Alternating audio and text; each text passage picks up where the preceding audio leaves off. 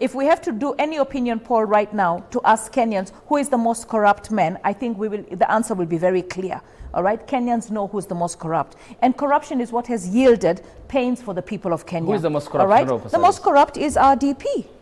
All right, that's the most corrupt. All right, so at the end of the day, when we look at when you talked about Raila, and you talked about the conditions under which you're in Nairobi and the conditions under which people live, all right? We know that the person who came up with slum upgrading, and the only place that slum upgrading happened, and now you can see Uhuru has built a number of houses in Nairobi, all right? Not enough, but we've got pockets and pockets of houses that are being built all over the capital city, all right? So at the end of the day, when it came to slum upgrading, Raila had the foresight and the vision that we needed to improve the conditions under which our people live, and slum upgrading happened in the constituency that he was the MP.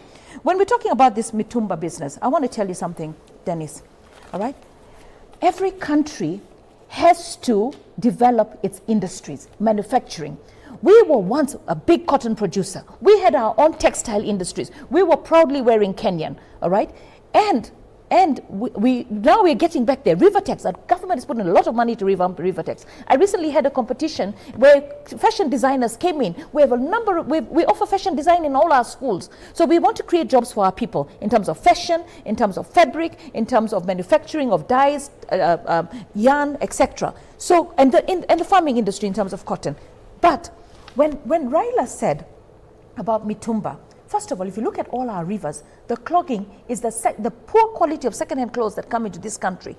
90% of the second-hand clothes that come into this country are actually not able to be worn on board. I went recently shopping.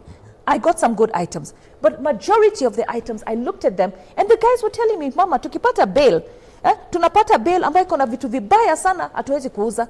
Saa zingine tunaweza kupata 30 or 40% ambao ni nzuri. So we need pre-shipment advice. Okay, and now I want to tell you something.